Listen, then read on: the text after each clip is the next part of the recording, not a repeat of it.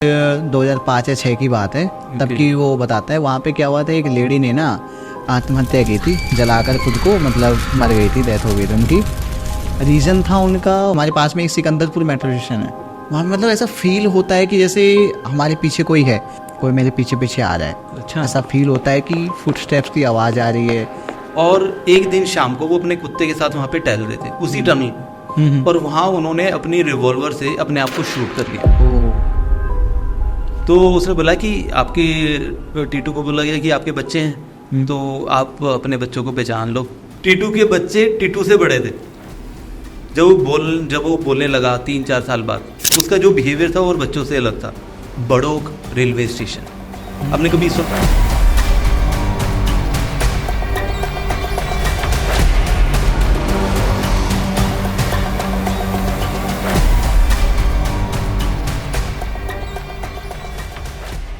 Hello Shrikant भाई, कैसे हैं आप? मैं बढ़िया भाई, आप कैसे हो विकास भाई? भाई मैं भी बहुत ही अच्छा हूँ। Thank you so much for being on the sets of the young podcast. नहीं भाई, थैंक यू आपको, आपने मुझे यहाँ बुलाया। जी भाई, आपको बुलाने का एक बहुत बड़ा रीज़न था, क्योंकि हमारे जो व्यूअर्स हैं वो उनकी हमेशा ना रिक्वेस्ट रहती है कि भाई आप कुछ हॉरर लेके आओ, हमें कुछ हॉरर जानना है। और हॉरर में भी ना मेरी कोशिश रहती है कि मैं ना रियल फैक्ट्स को कवर करूं, जो रियलिटी है, ना कि लोगों को कुछ ऐसा फेक दिखाया जाए। तो इसलिए मैंने सोचा कि यार भाई श्रीकांत भाई को बुलाते हैं ताकि वो कुछ हॉरर कवर करे हमारे लिए। तो श्रीकांत भाई, जैसे हमने अभी डिस्कस किया था ऑफ कैमरा कि हम ना कुछ ऐसे रेलवे स्टेशंस के बारे में बात करने वाले हैं, कुछ हिस्ट्री के बारे में बात करने वाले हैं जो हॉरर से रिलेटेड है, पैरानॉर्मल से रिलेटेड है। तो आप बता रहे थे कुछ शिमला के बारे में भाई। हाँ भाई, जब आप शिमला जाते हो तो एक तो आप बाय रोड जाते हो। एक सबसे अच्छा वे है आप ट्रेन से जाओ शिमला। अगर आप ट्रेन से जाओ आपको बड़ी सारी नई चीज़ें जानने को पता लगेगी, और उसमें सबसे एक अच्छी चीज़ है बड़ोक रेलवे स्टेशन। आपने कभी सुना है इसके बारे में? सुना है भाई, आई थिंक ये एक टनल से रिलेटेड कुछ है। Tunnel number 33, haunted tunnel. क्या है इसमें भाई? भाई इसमें क्या है कि जब पहले शिमला हमारा समर कैपिटल होता था, ब्रिटिशर्स का समर कैपिटल होता था, राइट। सो वहाँ जाने का रास्ता आसान बनाने के लिए उन्होंने ट्रेन की पटरियाँ बिछानी स्टार्ट कर दी। तो उसके बीच में चैलेंज सबसे बड़ा ये था कि रास्ते में पहाड़ थे और उनको काट काट के टनल्स बनानी थी। जी। अगर आप देखोगे ये शिमला टू कालका का जो रूट है, इसमें बहुत सारी टनल्स है। तो एक बहुत बड़ी टनल बनी थी। जो ये प्रोजेक्ट दिया था कर्नल ब्रॉक को। बड़ोक को उन्होंने प्रोजेक्ट लिया, उनके लिए ये एक बड़ा काइंड ऑफ प्रेस्टिजियस था। अगर ये प्रोजेक्ट सक्सेसफुल होता है तो उसके बाद उनको और प्रोजेक्ट्स भी मिलने थे, राइट। सो जब उन्होंने अपनी कैलकुलेशन की तो उनसे कहीं मिस कैलकुलेशन हो गई। मिस कैलकुलेशन, लेट से कि आप एक टनल बनाते हो जी, तो टनल में एक छोर से आप खुदाई स्टार्ट करते हो, दूसरे छोर से फिर खुदाई स्टार्ट करते हो, ना कि एक तरफ से। और आपको धीरे धीरे आप दोनों तरफ से उसकी वो करते हुए उनको आपको मिलाना होता है खुदाई करके। सो कहीं उनसे मिस कैलकुलेशन हो गई और वो दोनों छोर आपस में नहीं मिले। वो इस तरह मिलने की बजाय वो इस तरह चले। समझ गया। और उस टाइम ब्रिटिशर्स ने उन पर पेनल्टी लगा दी। और आप समझो कि पेनल्टी कितने की थी? पेनल्टी थी सिर्फ 1 रुपए की। 1 रुपए? 1 रुपया बहुत ज़्यादा था उस टाइम पे।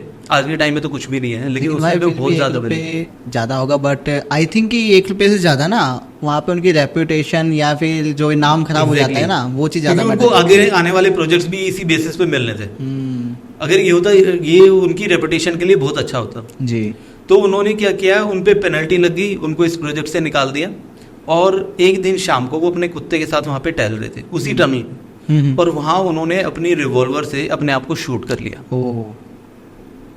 उनके कुत्ते ने, हालांकि उनके कुत्ते जो उनके साथ थे, उस कुत्ते ने और लोगों की अटेंशन पाने का, मतलब उसके पास ले जाने के लिए भौंकना स्टार्ट किया, बहुत सारी चीज़ें की। लेकिन उस टाइम पे लोग नहीं थे वहाँ पे इतने सारे, और उनकी लाश वहीं पे पड़ी।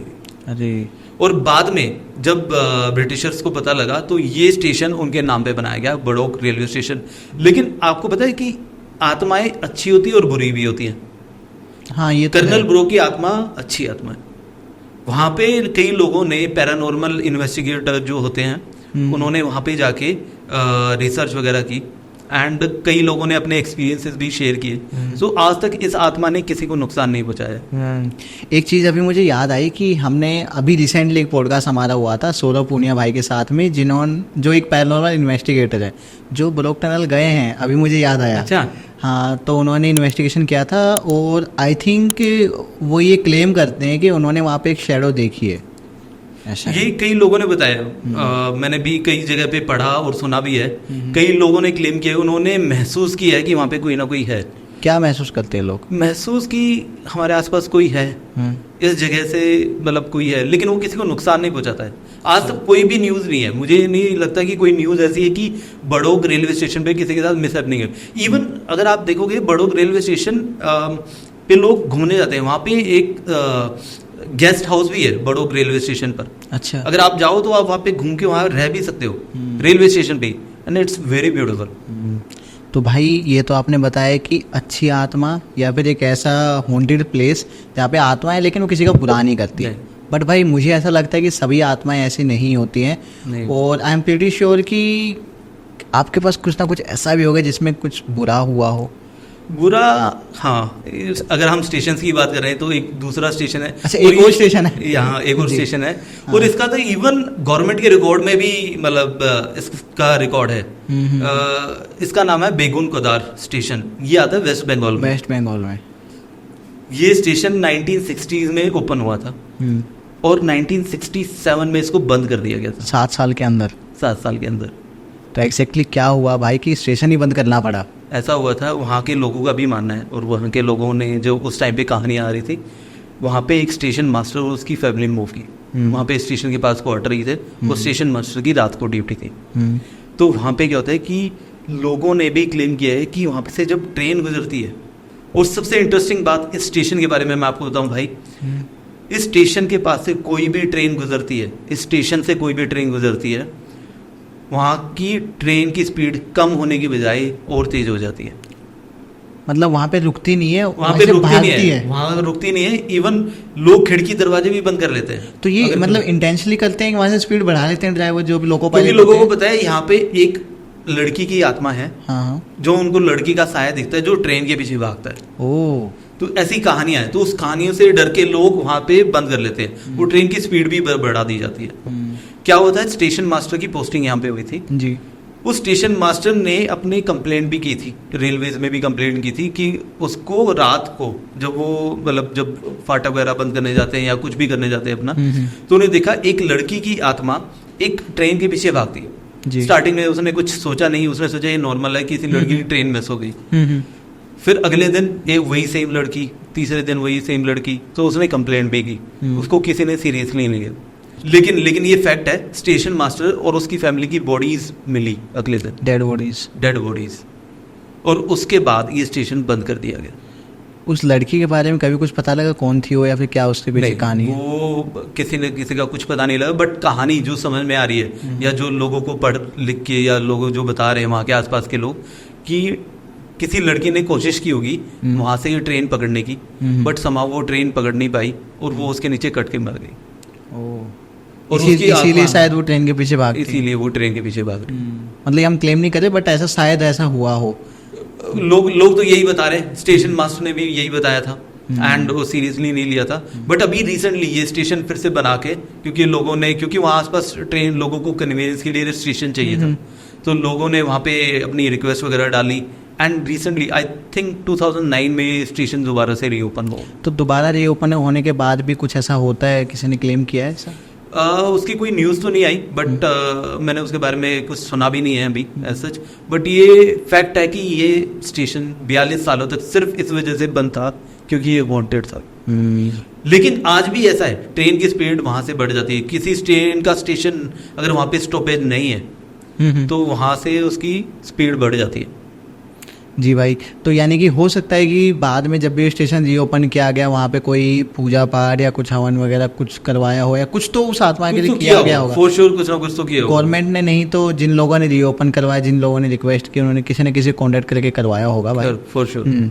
इससे अगर थोड़ा आगे बढ़े ना भाई, तो अगर मैं बात करूँ दिल्ली की, दिल्ली मेट्रो की, तो दिल्ली मेट्रो स्टेशन पर भी काफ़ी ऐसे स्टेशन है जिनको लोग ऐसा बताते हैं कि वहाँ पर कुछ हॉरर इंसिडेंट्स होते रहते हैं। ये एक मैंने सुना है, मैंने कभी ऐसा एक्सपीरियंस नहीं किया, बट मैंने सुना है कि यहीं पे हमारे पास में एक सिकंदरपुर मेट्रो स्टेशन है। सिकंदरपुर, हाँ जी। सिकंदरपुर सुना है। वो सुना है, वहाँ पे मतलब ऐसा फील होता है कि जैसे हमारे पीछे कोई है।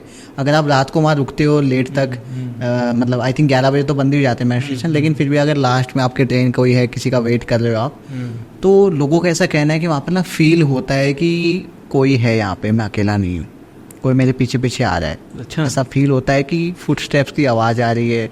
एक वो अजीब सी सेंसेशन नहीं होती कि हमें कि पीछे से कोई देख रहा है हमें। हाँ कई बार होता है फिर हाँ, हाँ, हाँ। कि अरे कोई गया तो नहीं मेरे पीछे हाँ, से। वही तो लोगों ने ऐसे कहा है कि ऐसा कुछ होता है वहाँ पे। भाई ये तो बात हो गई हॉन्टेड रेलवे स्टेशंस की, बट काफ़ी सारी ऐसी जगह हैं जो कि बहुत ज़्यादा फेमस हैं अपने हॉन्टेड होने के लिए। वहाँ पे कुछ ना कुछ ऐसी स्टोरीज चल रही हैं। तो क्या आपने कभी किसी ऐसी जगह पर विजिट किया हो या रिसर्च की हो? भाई मैं 2 जगह पे गया। आप गए हो? हाँ 2 जगह पे गया हूँ जो हॉन्टेड है। कहाँ पर भाई? भाई एक तो है कुलधरा गाँव, कुलधारा? आपने सुना होगा। अरे भाई 2018 में मैं गया था कुलधरा गाँव। और दूसरी है अपनी दिल्ली में अग्रसेन की बावली। तो भाई इनके बारे में बताओ। सबसे पहले तो कुलधारा के बारे में बताओ, भाई, ये कैसा कुलधारा, एक्सपीरियंस था? कहानी तो सबको पता है कि उस गांव में पालीवाल ब्राह्मण रहते थे। जी। तो वहाँ का जो उस टाइम का जो राजा था उसकी गंदी नज़र पड़ गई वहाँ उस गांव की लड़की पे। तो शायद वो जबरदस्ती शादी वगैरह होनी थी या वो लेके जाने वाला था। तो एक रात के अंदर सारे के सारे लोगों ने, मतलब कितनी यूनिटी है देखो गांव में, अपने गांव की इज्जत बचाने के लिए एक रात के अंदर पूरा गांव खाली कर दिया। और आज तक किसी को पता नहीं कि वो कहाँ चले गए सारे के सारे लोग। वो तब से गांव तब से लेके सुनसान पड़ा और जाते जाते श्राप देके चले गए कि यहाँ पे कोई नहीं रह पाएगा, यहाँ कोई नहीं बस पाएगा। जी। इवन जो वहाँ पे गाइड था उसने मुझे बताया कि यहाँ पे कई लोगों ने कोशिश की है यहाँ से पत्थर वगैरह चुरा के ले जाने, लेकिन कोई वहाँ से एक पत्थर भी लेके गया ना कुलधारा गांव से, उसके घर में कुछ ना कुछ मिसहैपनिंग हुई। वो आके पत्थर वापस रख के गए। मतलब भाई मैं दिन में गया था। अच्छा। मैं आपको बता नहीं सकता, अकेले वहां पे लोग थे, मैं अकेला इस गांव में नहीं जा सकता। इतना सुनसान है, आपको मतलब मैं बता नहीं सकता वर्ड्स में, मतलब डरावना है, बहुत डरावना है। क्या डरावना है भाई वहाँ? डरावना एक है ना, एक सन्नाटे का डर होता है, एक होता है साइलेंस।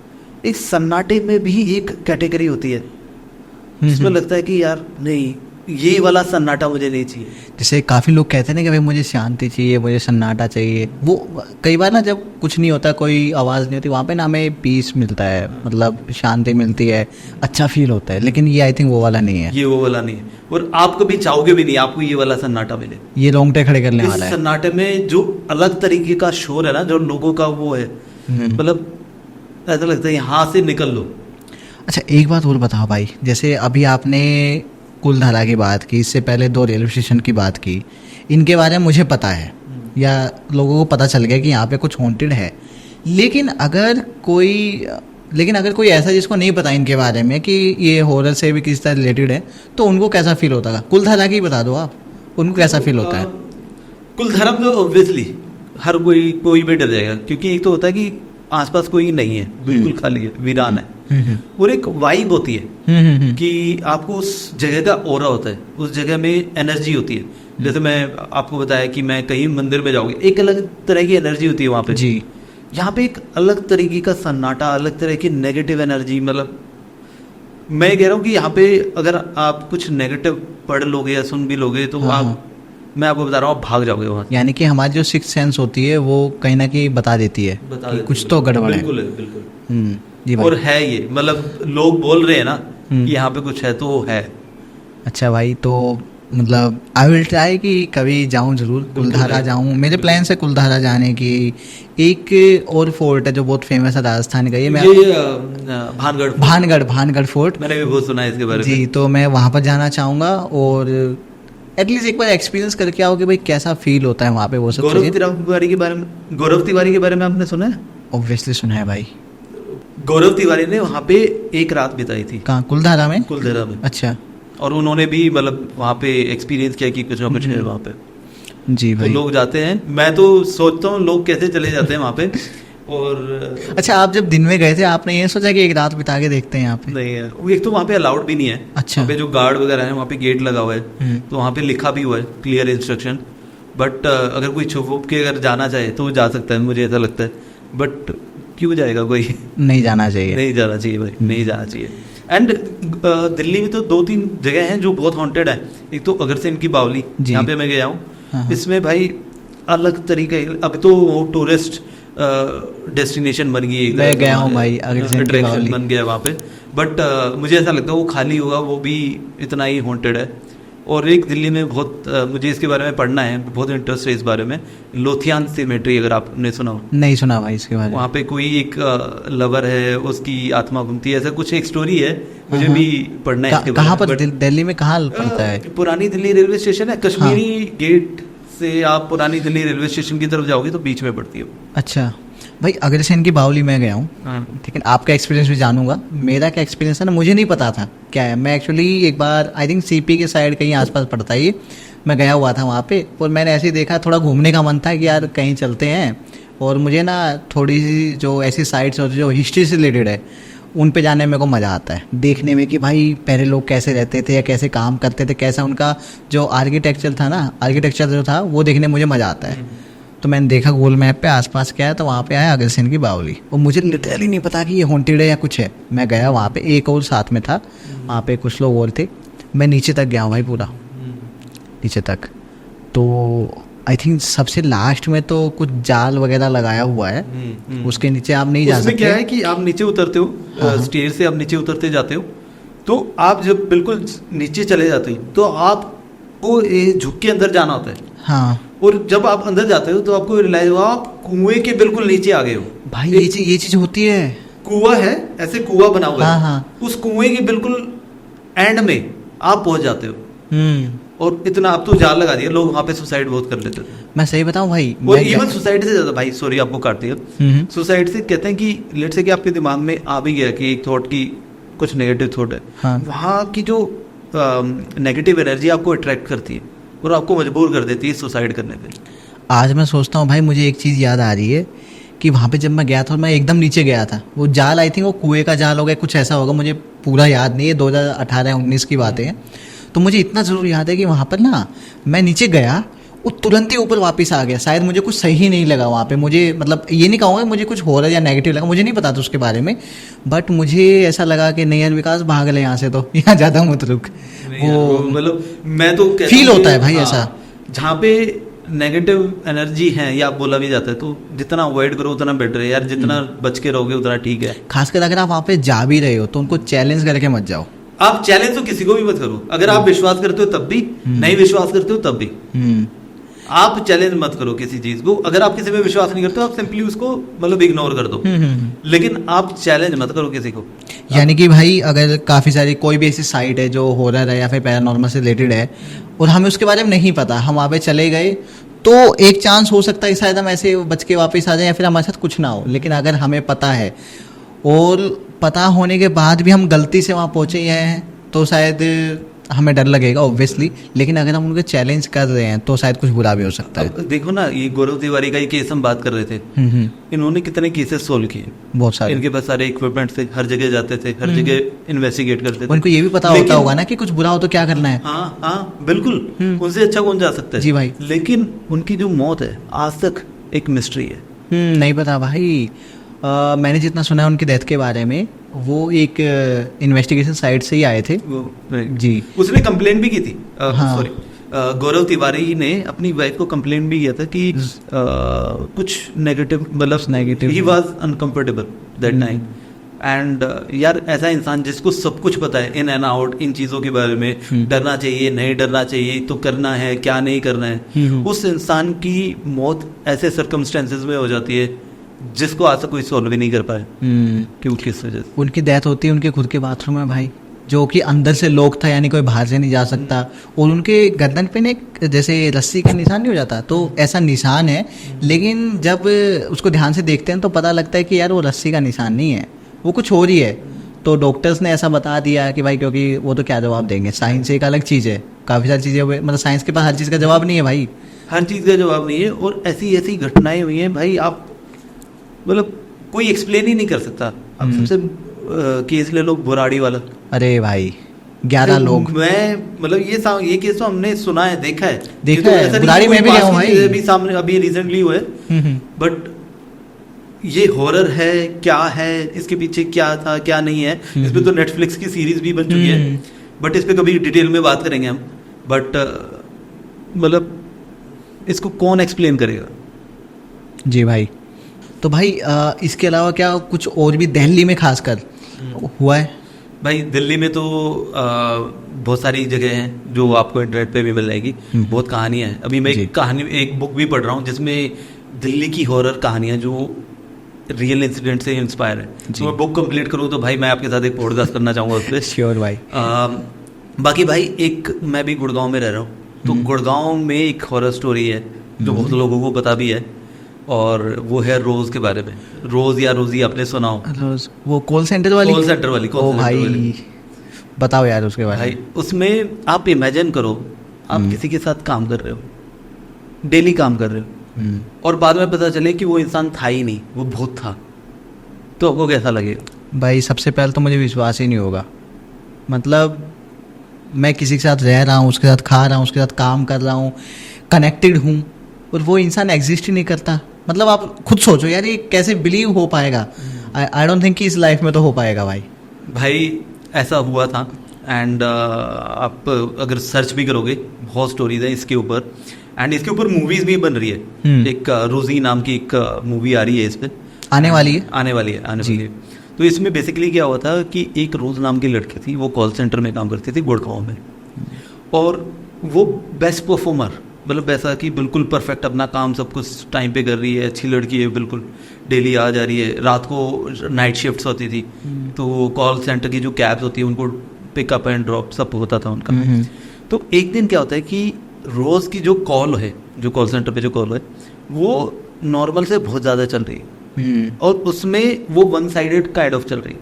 अच्छा। उसमें रोज़ सुन रही है। तो वो कॉल चली काफ़ी, जो उसके दोस्तों ने नोटिस किया तो बहुत अनयूजुअल था उस टाइम पे। सेफ्रॉन बीपीओ है, पहले सेफ्रॉन बीपीओ नाम का एक बीपीओ था। सो वहाँ पे बहुत चली। तो उस दिन क्या हुआ, उसने किसी से बात वगैरह भी नहीं की जी, और बाद में जब उसका ड्रॉप हुआ, ड्राइवर ने उसको उसकी ड्रॉप की प्लेस पे छोड़ा, और अगले दिन से वो लड़की आई ही नहीं। तो अगर कोई ऐसे नॉर्मल नहीं आता तो आप सोचोगे बीमार है या नहीं है, लेकिन उसमें कोई इंटीमेशन वगैरह कुछ भी नहीं था उसके मैनेजर को। तो जब उन्होंने इन्वेस्टिगेट किया जहाँ पे वो ड्राइवर छोड़ता था, वहाँ वो ड्राइवर को भेजा, तो वहाँ पे पता चला वहाँ पे रोज नाम की तो कोई लड़की नहीं है। तो लेकिन जब रोज और फर्दर इन्वेस्टिगेट किया, उसके घर वालों का पता लगा, तो पता लगा कि रोज नाम की लड़की तो बहुत साल पहले ही मर चुकी थी। और बाद में पता चला कि ये जो कॉल सेंटर था सेफ्रॉन, ये कब्रिस्तान पे बना हुआ था। ओह, तो मतलब ये रीज़न था कि कब्रिस्तान के ऊपर बना तो इसलिए वहाँ पर आए। अब ये मुझे भी नहीं पता, लेकिन हर चीज़ का किसी ना किसी चीज़ से लिंक होगा, तभी ये होता है। एंड ये तो एक जो अर्बन लेजेंड्स कहते हैं, गुड़गांव का अर्बन लेजेंड है ये। उनके दोस्तों में से कोई है अभी? भाई इसकी कोई कहानी नहीं। आई थिंक उस टाइम पे कंपनी की रेपुटेशन का सवाल था या कुछ ऐसा था, तो इस बात को दबा दिया गया उस टाइम पे। एंड आज की डेट में मतलब इस पे कोई वो नहीं है, आज वो बीपीओ भी नहीं है आज की डेट में। जी भाई। तो भाई आप काफ़ी सर्च करने की कोशिश की थी गुड़गांव में, वेयर इज दिस बीपीओ और समथिंग लाइक दैट, बट कुछ नहीं मिला। अच्छा भाई, तो आप इसी तरीके से रीबर्थ में भी बिलीव करते हो? रीबर्थ में तो भाई मैंने कोई केस देखा नहीं है, लेकिन मैंने कहानियाँ बहुत पढ़ी हैं जी। तो रीबर्थ की बहुत कहानियाँ हैं, और एक रीसेंट कहानी तो अभी है आगरा वाली, जो आप देख सकते हो। मैं आपको एक फैक्ट बताता हूँ। मतलब मेरा होम टाउन हरियाणा में है, और ये बात हरियाणा से भाई जी भाई, आप सोनीपत से, मैं रेवाड़ी से हूँ। तो मेरा जो स्कूल था ना, मेरा स्कूल भी रेवाड़ी में ही था। तो वहाँ पर एक दोस्त था मेरा, अर्जुन नाम था उसका। तो उसने बताई थी कि उसके जो मामा का घर है ना, वहाँ पर मतलब उसके जो मामा का गांव है, वहाँ पर कुछ ऐसे इंसिडेंट हुआ था। काफ़ी साल पहले की बात है, अराउंड 2005 या 2006 की बात है, तब की वो बताता है। वहाँ पे क्या हुआ था, एक लेडी ने ना आत्महत्या की थी, जलाकर खुद को, मतलब मर गई थी, डेथ हो गई थी उनकी। रीज़न था उनकी फैमिली। तो जो भी कुछ रीज़न रहा हो, तो उन्होंने मतलब सुसाइड कर लिया, खुद को जलाकर वो मर गई थी। उसके काफ़ी दिन तक ऐसा रहा कि काफ़ी सारे जो लोग हैं ना, वो क्या कर रहे हैं, वो सो रहे हैं अपने घर में और पता नहीं क्या हो रहा है, लोग उठकर ना वहाँ पर चले जाते हैं एग्जैक्टली उस जगह पर जहाँ पर उसकी मौत हुई है या फिर उस रास्ते पर। होता क्या था कि जो घर वाले थे ना, वो तो घर खाली करके चले गए क्योंकि उनको कुछ फील हुआ होगा, उसने रहने नहीं दिया होगा क्योंकि ऑब्वियसली फैमिली रीजंस की वजह से उसने सुसाइड किया था। तो वो जो घर वाले थे वो कहीं और शिफ्ट हो गए और उस घर में ना लोग वहाँ तक पहुँच जाते थे रात को सोते सोते नींद में या कुछ भी, फिर एकदम से लोगों की आँख खुलती और वो देखते सामने का नज़ारा कि यार मैं तो वहाँ आ गया हूँ जहाँ पर रिसेंटली अभी एक डेथ हुई थी। तब लोग वहाँ से भागते चिल्लाते पता नहीं क्या करते हैं, और ऐसा काफ़ी सारे लोगों के साथ हुआ है। सिमिलरली उसी सेम छत के ऊपर काफ़ी सारे लोगों ने क्लेम किया है कि वहाँ पर ना उन्होंने उसको नाचता हुआ देखा है या फिर खड़ा हुआ देखा है, वो भी वाइट कपड़ों में। वहाँ के आसपास के लोगों का तो मतलब जो रहते होंगे। अभी थोड़े दिन पहले बात हुई तो मैंने पूछा कि अब तो यार मैं हॉरर के बारे में थोड़ा बहुत जानता भी हूँ, मैंने पूछा कि भाई अभी भी कुछ होता है क्या वहाँ पे ऐसा कुछ? तो कहता नहीं भाई अभी तो नहीं होता, क्योंकि अभी तो जो फैमिली थी वो भी वापस सेम घर में शिफ्ट हो गई है। अच्छा। और उन्होंने कुछ पूजा पाठ जो भी करवाया उसका मतलब जो भी इशू था वो सोल्व करवा लिया उन्होंने, तो ऐसा है। लेकिन मुझे कभी कभी लगता है शायद झूठ भी हो सकता है, क्योंकि एक होता है ना कि लोग बातें बना रहे हैं, वो कहता है अरे भाई तेरे साथ हुआ, अरे भाई मेरे साथ तो ये हो गया कल, ये भी चीज़ हो सकती है। देखो इसके मुझे जहाँ तक मुझे अभी तक समझ में आया है ये चीज़ होती है फॉर श्योर, लेकिन कई लोग फील करते हैं, कई लोग नहीं कर पाते। जो फील नहीं करते वो आई थिंक वो मेंटली बहुत स्ट्रांग होते हैं, या उनका पॉजिटिव ऑरा ही इतना होता है कि नेगेटिव एनर्जी का कोई इफेक्ट होता ही नहीं उनपे। मतलब पॉजिटिविटी इतनी ज़्यादा है कि नेगेटिविटी आएगी ही नहीं।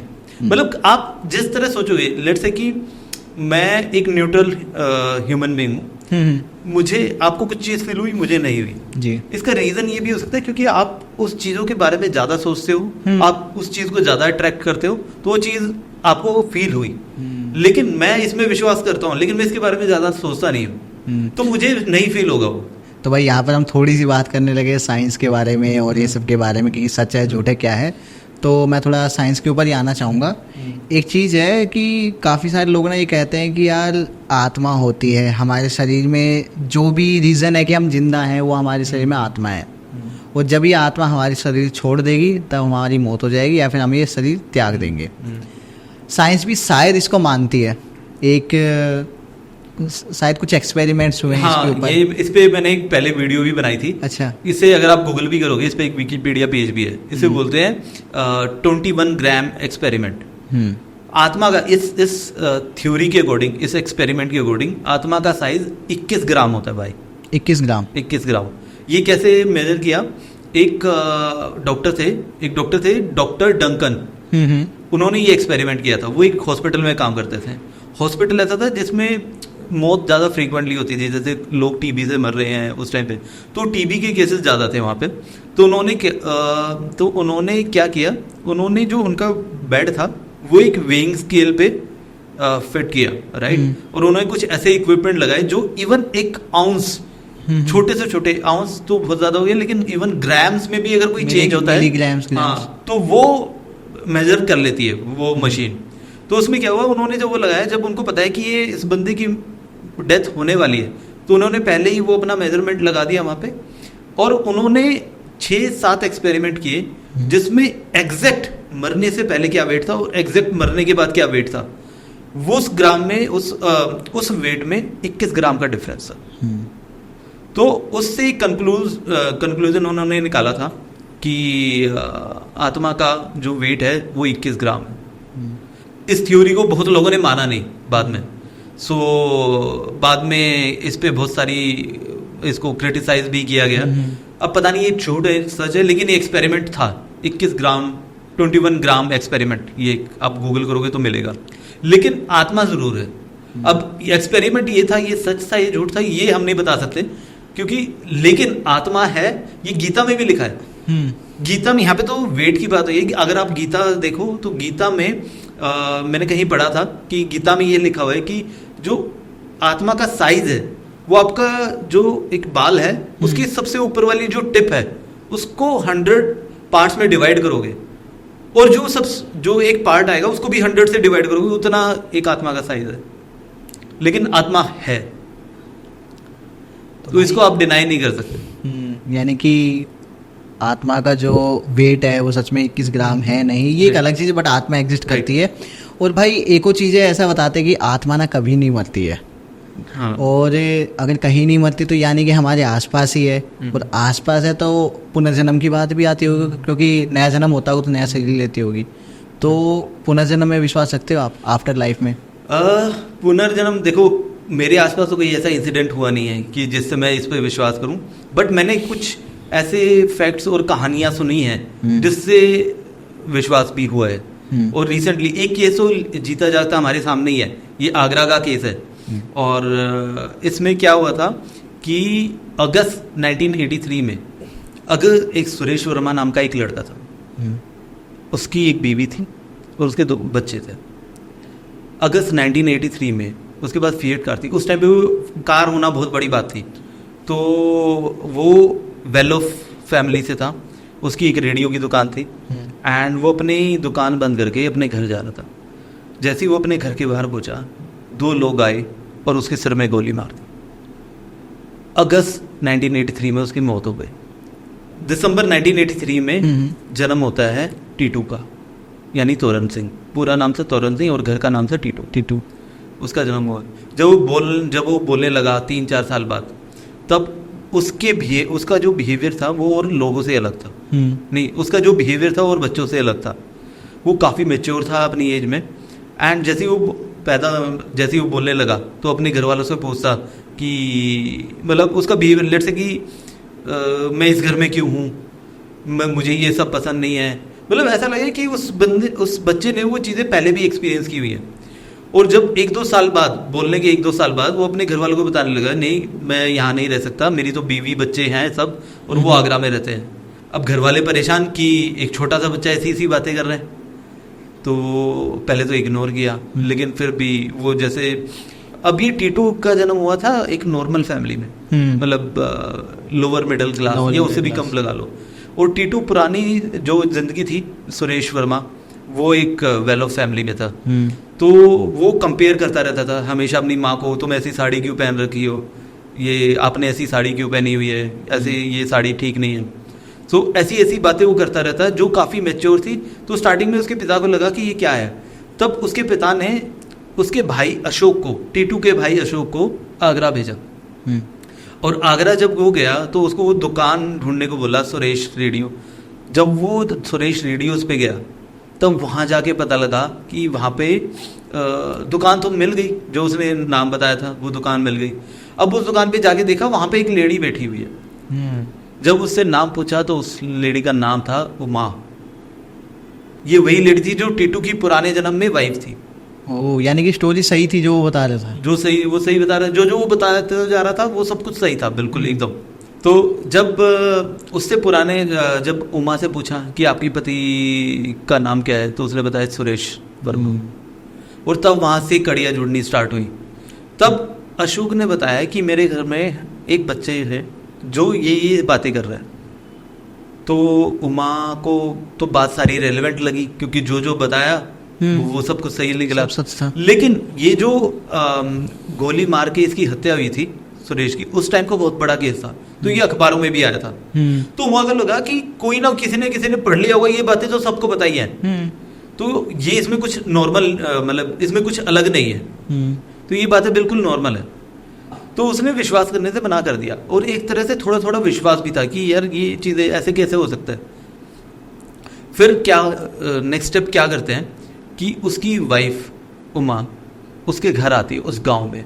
जब उमा गांव में जाती है तो टीटू उसको देखते ही पहचान लेता है, और पहचान ही नहीं लेता, उल्टा देख के शर्माता रहता है। अच्छा, क्योंकि उसकी पुराने जन्म में उसकी बीवी तो थी वो।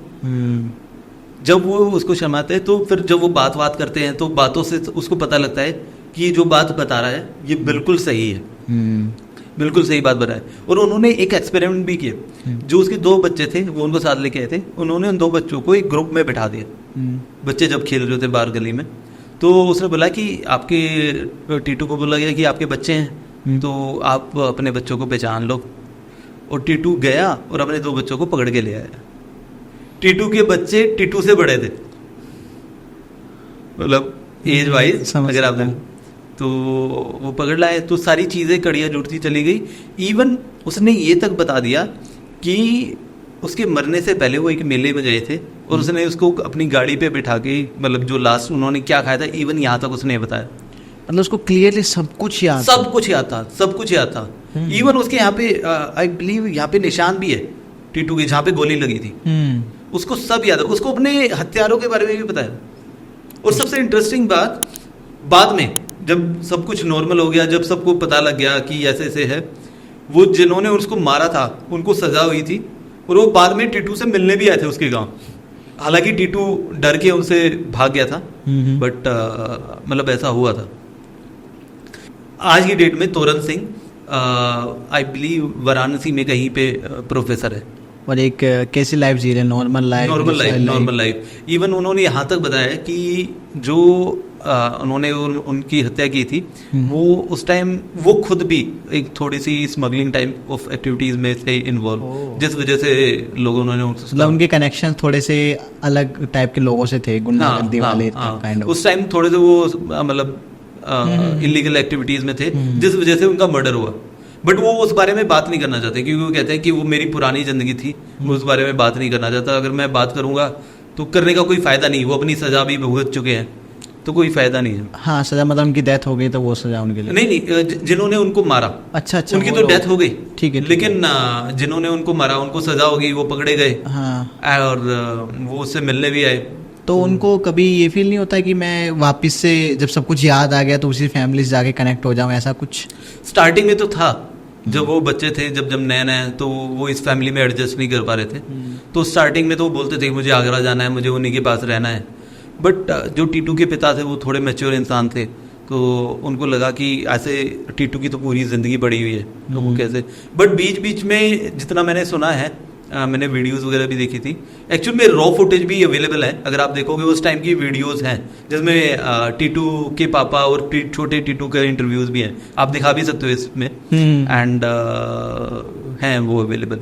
जी, एक चीज़ हो रहा है, एक मेरा दोस्त है, दोस्त और मतलब मेरी टीममेट ही है एक तरह से, तो उनकी जो बहन है उनका भी रीबर्थ हुआ है। तो अगर लोग चाहते हैं कि उनको भी हम लेके आएँ, उनकी भी जो रीबर्थ की स्टोरी है वो सब जानें, और उसके अलावा कुछ और भी हॉरर कनेक्ट करें, तो आप लोग हमें कमेंट्स में बता सकते हैं। तो उसके बाद भाई श्रीकांत भाई, मैं समझ गया कि आत्मा होती है, रीबर्थ भी हो सकता है, लेकिन ये सब चीज़ें कैसे पॉसिबल है, कैसे होता है? मैं भी कई बार सोचता हूँ कि ऐसा कैसे हो सकता है। लेकिन मैंने कहीं पे पढ़ा था कि जैसे एक इंसान की जर्नी होती है, वैसे ही आत्मा की भी जर्नी होती है जी। जब कभी अकाल मृत्यु होती है या कोई सुसाइड से या एक्सीडेंट से, हमारे प्री डेस्टिन्ड होती है हमारी डेथ, लेकिन हमारे करंट जो कर्म है, जैसे हम जिंदगी जी रहे हैं अपने कर्मों, उसकी वजह से भी हमारी लाइफ इम्पैक्ट होती है।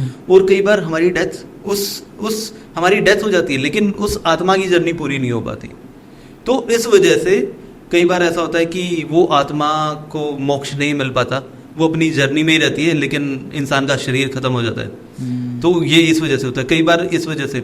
आपने कई बार देखा होगा कि जब इंसान को जलाया जाता है, उसको जब उसका शरीर जल रहा होता है, हाँ। तो उसके सिर पे 3 बार डंडे से मारा जाता है। देखा है मैंने, ये देखा है जी। तो इसका रीजन आपको पता है क्यों? रीजन भाई जो मतलब वैसे मुझे नहीं पता है, मतलब मैंने खुद से ही सोचा है कि शायद ये हो कि ताकि सोचने समझने की जो शक्ति होती है वो खत्म हो जाए। दो तीन कारण है। पहला तो इसको कपाल क्रिया बोलते हैं, ठीक है। इसमें क्या होता है कि मुझे नहीं पता है वैसे क्यों होता है, हाँ, मैंने खुद से ही सोचा है। तो इसमें इसको कपाल क्रिया बोलते हैं। इसमें क्या होता है कि इसकी 2-3 रीजन है, पॉसिबल रीजन। पहला कि एक तो जो हमारे सिर की जो हड्डी होती है बहुत स्ट्रांग होती है, तो इसको जलाने के लिए कई बार उसको कपाल क्रिया कहते हैं। अब जो सिर की हड्डी होती है वो बहुत स्ट्रांग होती है जी, तो इसको जलाने के लिए कि ये अच्छी तरह से जल जाए और भस्म हो जाए, तो इस पे मारा जाता है। और इस पे ही आप देखोगे कभी भी जो फेस होता है, जो मुख होता है, इस पे सबसे ज्यादा घी डाला जाता है ताकि ये पूरी तरह जल जाए। इसका दूसरा रीजन है कि आप देखोगे ये जो तांत्रिक वगैरह लोग होते हैं, ये खोपड़ी यूज करते हैं, कहीं ये ना लेके चले हाँ, कभी ये ना ले जाए। और तीसरा रीजन है कि हमारी जो जितनी भी याददाश्त है, जितनी भी हमारा ब्रेन में होती है, और हमारे ब्रेन का भस्म होना बहुत जरूरी है, तभी हमारी आगे की जर्नी स्टार्ट होगी। जब तक किसी चीज का विनाश अच्छी तरह नहीं होगा, उसका शुरुआत अच्छी नहीं हो सकती। तो किसी चीज़ को अच्छे से स्टार्ट होने के लिए किसी चीज़ का ख़त्म होना बहुत ज़रूरी होता है, और वो भी अच्छे से। तो यानी कि शरीर से रिलेटेड जितनी भी यादें हैं, जितनी भी मेमोरीज हैं, सब कुछ यहीं पर ही भस्म हो जाए, यहीं तक ही रहे। आगे की जो भी लाइफ होने वाली है, जो जर्नी होने वाली, वहाँ तक ना जाए। ये रीज़न होता है बेसिकली। जी भाई, तो भाई ये कुछ पॉसिबल रीजंस हो सकते हैं। बाकी भाई आपने मुझे काफ़ी सारे ऐसे फैक्ट्स बताए, काफ़ी सारे ऐसे स्टोरीज बताई जो किसी और से रिलेटेड या किसी और के हैं, और आपने ये भी मेंशन किया कि आपके साथ स्पेसिफिकली खुद कुछ नहीं हुआ है पैरानॉर्मल। तो भाई अगर आपके साथ खुद कुछ नहीं हुआ तो आप क्यों मानते हो? भाई खुद मैं मानता हूँ कि ये चीज़ें होती हैं, पॉजिटिव एनर्जी होती है, नेगेटिव एनर्जी होती है। मेरे साथ नहीं हुई तो इसका मतलब नहीं कि वो है नहीं। इसका रीज़न है भाई, अब मैं आपसे एक सवाल पूछता हूँ भाई, आप हनुमान जी को मानते हो? बिल्कुल मानता हूँ भाई। मानते हो? हाँ। तो अगर आप हनुमान जी को मानते हो ना, तो आपको ये इन चीज़ों में भी मानना ही पड़ेगा, क्योंकि खुद हनुमान चालीसा में लिखा है, भूत पिशाच से निकट नहीं आवे, महावीर जब नाम सुनावे। तो है ना भाई, उसमें लिखा हुआ है, तो वो झूठ तो हो नहीं सकता। हनुमान चालीसा हमारी बिल्कुल भी झूठ नहीं है, तो उसमें लिखा है तो है। और भाई हनुमान चालीसा किसने लिखी? तुलसीदास जी ने। रामचरितमानस किसने लिखी? तुलसीदास जी ने। तुलसीदास जी ने। आपको पता है कि तुलसीदास जी हनुमान जी से मिले हुए? हाँ, साक्षात हनुमान जी ने दर्शन दिए थे। और हनुमान जी ने दर्शन दिलवाए थे श्री राम के और लक्ष्मण जी के तुलसीदास जी को। लेकिन इन सब की कड़ी भी एक भूत से ही जुड़ी हुई है भाई। मतलब एक भूत से लिंक करती है स्टोरी भी? कैसे? तो क्या होता था कि तुलसीदास जी, स्टार्टिंग में तुलसीदास जी श्री रामचंद्र जी के भक्त थे जी। तो वो क्या करते थे, वो अपना पूजा पाठ करने के लिए डेली मंदिर जाया करते थे। जब वो मंदिर से आते जाते तो एक बबूल का पेड़ था, उस बबूल पे एक भूत रहता था, पिशाच जो भी आप बोल सकते हो। तो वो आते जाते क्या करते, वो जो उनके पास पानी बचा होता था, वो ये लोटे का जो पानी वो उसमें डाल देते थे, और वो ये एक्टिविटी चलती रहती थी। वो तो पिशाच ने तुलसीदास जी को दर्शन दिए और कहा कि आपने मेरी प्यास बुझा दी और मेरी ये जर्नी एंड हो चुकी है, और इसमें आपका योगदान है, क्योंकि आपने आते जाते मुझे पानी से सींचा है और वो पानी से मेरी प्यास बुझी है। अब मैं ये जर्नी तो छोड़ रहा हूँ, लेकिन मैं आपको भी आपकी भी हेल्प करना चाहता हूँ। आप मांगो क्या चाहते हो मुझसे, मैं एक हेल्प करना चाहता हूँ जी। तो तुलसीदास ने कहा, मैं तो क्या मांगू, मेरी तो कोई भी इच्छा नहीं है, मैं तो सिर्फ श्री राम जी का भक्त हूँ, मैं उनके दर्शन कैसे करूँ? तो बोला कि भाई अगर मैं श्री राम जी के दर्शन मैं बता सकता तो मैं इस योनि में ही क्यों होता, मैं अब तक तो मुक्त हो चुका होता।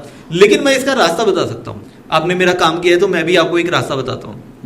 कह रहे इस चीज का रास्ता श्री हनुमान जी ही बता सकते हैं, सिर्फ उन्हीं के पास है कि श्री राम जी से कैसे मिलवाया जा सकता है, वो रास्ता सिर्फ उन्हीं के पास है, आप उनको ढूंढ लो और वो काम हो जाएगा।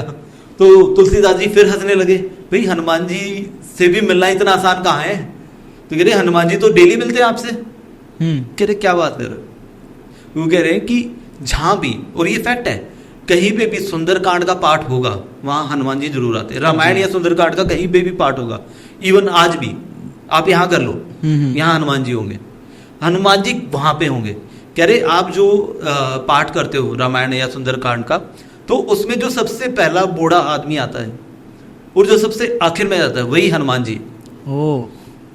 तो वहां से वो कहानी थी, यानी कि तुलसीदास जी के पास एक बूढ़े के रूप में वो आते थे। हाँ, वो बूढ़े के रूप में आते थे, और ये बनारस की बात है जी। और जब तुलसीदास जी को पता लग गया तो वो हाथ पकड़ के, उनके हाथ जोड़ के उनके पीछे पड़ गए कि आप मुझे दर्शन दो। और जहां उन्होंने दर्शन दिए थे बनारस में, आज वहां पे संकट मोचन हनुमान मंदिर है।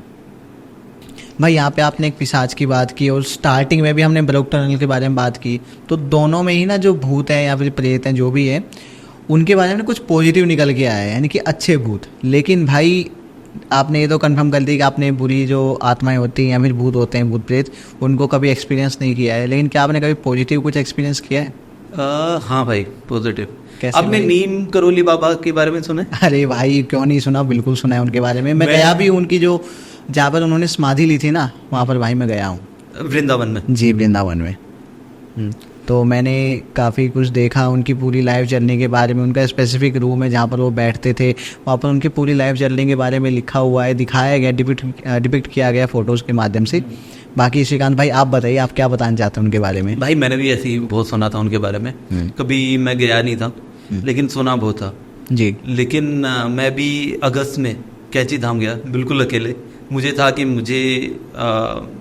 मैंने सुना था तो उसी वजह से मैं वहाँ पे गया था।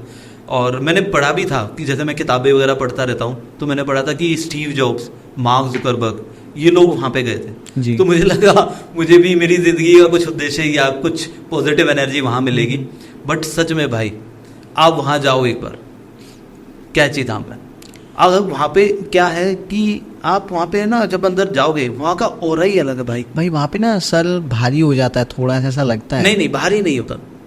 वहाँ पे क्या होता है कि एक तो वहाँ पे आसपास हरियाली इतनी है, पहाड़ों में है। आप अंदर जाओगे मंदिर में तो वहाँ पे क्या होता है कि अंदर मंदिर के बीचों बीच एक खाली जगह, उस खाली जगह में लोग जाके बैठते हैं। कोई हनुमान चालीसा पढ़ रहा होगा, कोई रामायण का पाठ कर रहा होगा, कोई शांत मन से बैठा होगा, किसी के आंखों से आंसू गिर रहे होंगे। भाई वहाँ पे बैठ के आप जो फील करोगे वो नेक्स्ट लेवल है, उसको मैं बता भी नहीं सकता वो किस चीज़ का था।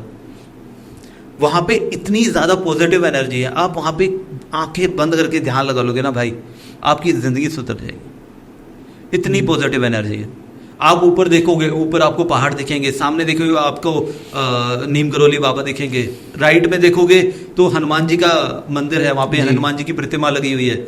लेफ्ट साइड में आप देखोगे वहाँ पे वो तख्त आज भी रखा हुआ है जिस पे नीम करोली बाबा बैठते थे। उनकी सबसे फेवरेट जगह वही थी, वो आज भी तख्त जहाँ पे लोगों की बैठने की जगह है भाई, वहाँ पे साइड में वो तख्त रखा हुआ है और वो वैसे का वैसा कंबल सब कुछ वैसे ही रखा हुआ है। जी भाई मैंने भी देखा था। मैं कैची धाम तो नहीं गया हूँ बट मैं वृंदावन में ही गया हूँ, तो वहाँ पर मैंने देखा, वहाँ पर भी उनके कुछ कपड़े, कुछ वो एक तख्त वहाँ पर भी रखा है जहाँ पर वो जब भी वृंदावन जाते होंगे तो वहाँ पर वो रहते होंगे, तो वो सब मैंने देखा है। अच्छा भाई एक और बात, ऐसा बताते हैं कि जो नीम करोली बाबा हैं वो साक्षात हनुमान जी के ही अवतार हैं। हाँ, हनुमान जी के अवतार उनको माना जाता है। इवन कई जगह से ये पता लगता है, जैसे उस टाइम की कुछ कहानियाँ हैं, इनके ऊपर बहुत सारी कहानियाँ हैं, हर लोगों का एक्सपीरियंस अलग है। तो कई लोगों ने बताया कि जैसे इनको रामायण का पाठ सुनना बहुत पसंद था नीम करोली बाबा जी को। तो जब कोई रामायण का पाठ उनको सुना रहा था बड़े ध्यान से सुनते हैं। तो लेट्स से कि उन्होंने एक किसी इंसान को बोला जो उनको रामायण का पाठ सुना रहा था, अच्छा विभीषण ने मुझे क्या कहा। मतलब एक प्रसंग है जहाँ पे विभीषण हनुमान जी से बात कर रहे हैं। तो उन्होंने बोला कि विभीषण ने मुझे क्या कहा, मुझे क्या कहा। तो ये है। और वो एक संत थे यार, मतलब जो मैं तो क्या ही बता सकता हूँ उनके बारे में, लेकिन मैंने सुना बहुत है। एंड बहुत मतलब स्टीव जॉब्स जैसे लोग वहाँ पे उनको अपनी जिंदगी की राह मिली है, तो वैसे लोगों ने महसूस किया है। तो क्या ही बोले। यानी कि ये चीज़ जो एक्सपीरियंस है बताने का नहीं, ये बल्कि एक्सपीरियंस खुद लेने का है। आप कैची धाम जाके देखो जी, आपकी ज़िंदगी में कुछ ना कुछ चेंज हो जाएगा पॉजिटिव। लोग जाएंगे तो लोग खुद ही समझ जाएंगे हम किस बारे में बात कर रहे हैं, क्या कहना चाहते हैं हम। हमारे पास वर्ड्स की कमी हो सकती है शायद। हाँ बिल्कुल। जी भाई। श्रीकांत भाई काफ़ी सारी हमने बातें की आज, आत्मा से रिलेटेड, भूत प्रेत से रिलेटेड, थोड़ी सी मिक्सअप काइंड ऑफ ये पॉडकास्ट था जिसमें थोड़ा सा हमने पॉजिटिव भी रखा, नेगेटिव चीज़ें भी इंक्लूड की। बट मैं चाहता हूँ कि अगर इस वीडियो पे अच्छा रिस्पॉन्स आता है, लोग अगर कहते हैं, तो क्या हम एक पूरा डेडिकेटेड एक हॉरर पॉडकास्ट कर सकते हैं? बिल्कुल भाई, बहुत कहानियाँ हैं, बहुत कहानियाँ हैं। आप अगर आप देखोगे जिंदगी है ही क्या, कहानियाँ ही हैं, राइट। तो बहुत कहानियाँ जो लोगों के साथ हुआ है, तो ऐसी बहुत कहानियाँ हैं जो हम कवर कर सकते हैं अपने आने वाले पॉडकास्ट में। जी भाई। तो मैं लोगों से कहना चाहूँगा कि जितना हो सके इस पॉडकास्ट को शेयर कीजिए अपने दोस्तों के साथ, फैमिली के साथ, और ख़ासकर उन लोगों के साथ में जो भूत प्रेत के बारे में सुनना चाहते हैं या फिर हनुमान जी को बहुत मानते हैं, उनके साथ ज़रूर शेयर करें। और आप हमें कमेंट्स में बता सकते हो कि नेक्स्ट पॉडकास्ट जो हम श्रीकांत भाई के साथ करने वाले हैं उसमें हम क्या क्या फैक्ट्स या फिर क्या क्या चीज़ें हम इंक्लूड कर सकते हैं। साथ ही साथ श्रीकांत भाई भी एक क्रिएटर हैं, तो इनको इंस्टाग्राम पर, यूट्यूब पे भरपूर प्यार दें। श्रीकांत भाई आपका बहुत बहुत धन्यवाद। थैंक यू भाई बुलाने के लिए, और थैंक यू। जी भाई, जल्दी मिलते हैं एक नए पॉडकास्ट में, नए कंटेंट के साथ में। बिल्कुल भाई। जी भाई, धन्यवाद। थैंक यू भाई।